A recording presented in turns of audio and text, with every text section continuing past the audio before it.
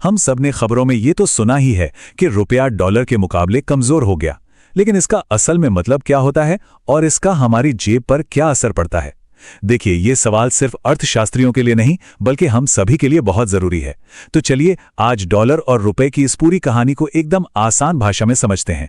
तो सबसे बड़ा सवाल यही है, आखिर डॉलर इतना मजबूत क्यों है और उसके सामने रुपया कमजोर क्यों पड़ जाता है? ये एक पहेली जैसा लगता है ना? आइए आज इसके एक एक टुकड़े को जोड़कर पूरी तस्वीर देखते हैं। इसको समझने के लिए चलिए अर्थशास्त्र के सबसे बुनियादी नियम पर चलते हैं, मांग और आपूर्ति यानी डिमांड एंड सप्लाई। सोचिए, जैसे सब्जी मंडी में अगर टमाटर कम आए और खरीदने वाले ज्यादा हों तो क्या होता है? उसकी कीमत बढ़ जाती है। बस ठीक यही नियम करेंसी पर भी लागू होता है। तो किसी भी करेंसी की कीमत इस बात से तय होती है कि दुनिया के बाजार में लोग उसे कितना खरीदना चाहते हैं, यानी उसकी डिमांड कितनी है, और वो बाजार में कितनी मात्रा में मौजूद है, यानी उसकी सप्लाई कितनी है। सीधी सी बात है, जब किसी करेंसी की डिमांड उसकी सप्लाई से ज्यादा हो जाती है तो उसकी वैल्यू अपने आप बढ़ जाती है। आप इसे भारत के मामले में समझते हैं। हमें बाहर से कच्चा तेल, मोबाइल फोन और न जाने कितने इलेक्ट्रॉनिक सामान खरीदने पड़ते हैं, और इन सब का पेमेंट किस में होता है? डॉलर्स में। इसका मतलब है कि भारत में डॉलर की मांग हमेशा बहुत ज्यादा रहती है, और जब हमें ज्यादा डॉलर चाहिए होते हैं तो उन्हें खरीदने के लिए हमें ज्यादा रुपए देने पड़ते हैं। नतीजा, रुपया कमजोर हो जाता है।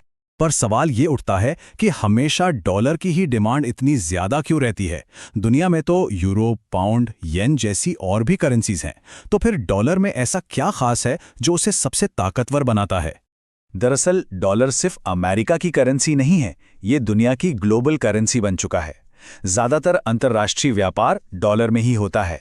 दुनिया भर के सेंट्रल बैंक्स अपने विदेशी मुद्रा भंडार में डॉलर ही जमा करते हैं, और सबसे बड़ी बात, इसे एक सेफ हेवन यानी एक सुरक्षित ठिकाना माना जाता है। जब भी दुनिया में कोई बड़ा संकट आता है, जैसे कोई युद्ध या आर्थिक मंदी, तो निवेशक अपना पैसा बचाने के लिए डॉलर की तरफ भागते हैं, जिससे इसकी मांग और भी बढ़ जाती है।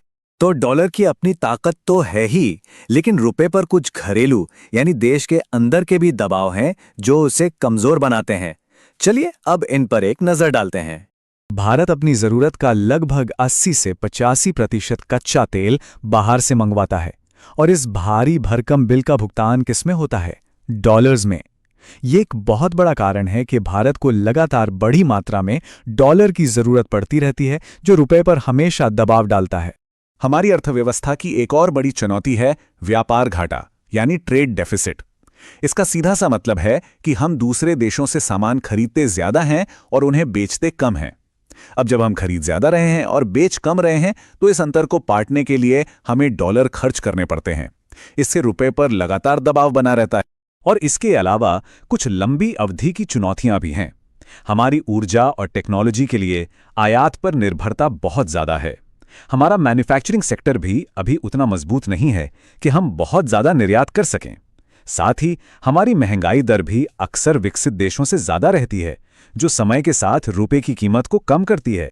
अब बात करते हैं उन बाहरी झटकों की जो अचानक रुपए में बड़ी हलचल पैदा कर देते हैं, और उस संस्था की जो इस तूफान में जहाज को संभालने की कोशिश करती है, यानी हमारा रिजर्व बैंक ऑफ इंडिया।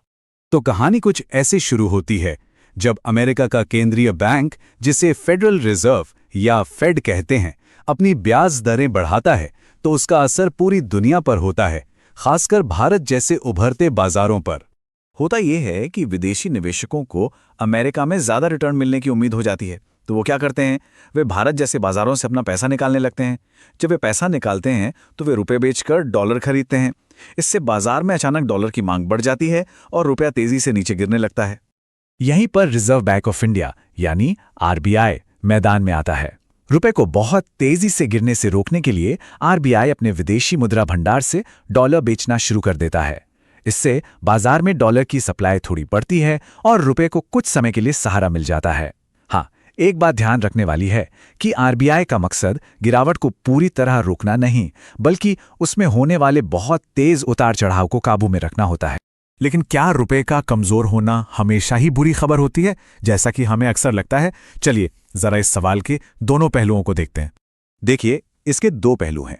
एक तरफ कमजोर रुपए से हमारे निर्यातकों को फायदा होता है, क्यों? क्योंकि उनका सामान विदेशी खरीदारों के लिए सस्ता हो जाता है। लेकिन दूसरी तरफ इसका सीधा असर हमारी जेब पर पड़ता है। पेट्रोल डीजल से लेकर मोबाइल फोन तक जो कुछ भी हम बाहर से मंगाते हैं वो सब महंगा हो जाता है और देश में महंगाई बढ़ जाती है। तो फायदा किसको होता है? आईटी और फार्मा जैसी कंपनियों को, जिनकी कमाई डॉलर में होती है। और नुकसान किसे होता है?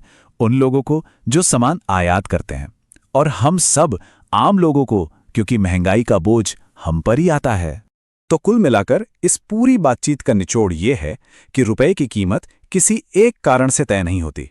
यह तेल की कीमतों से लेकर वैश्विक राजनीति और देश की आर्थिक नीतियों तक कई घरेलू और अंतर्राष्ट्रीय ताकतों का एक बहुत ही जटिल मिश्रण है।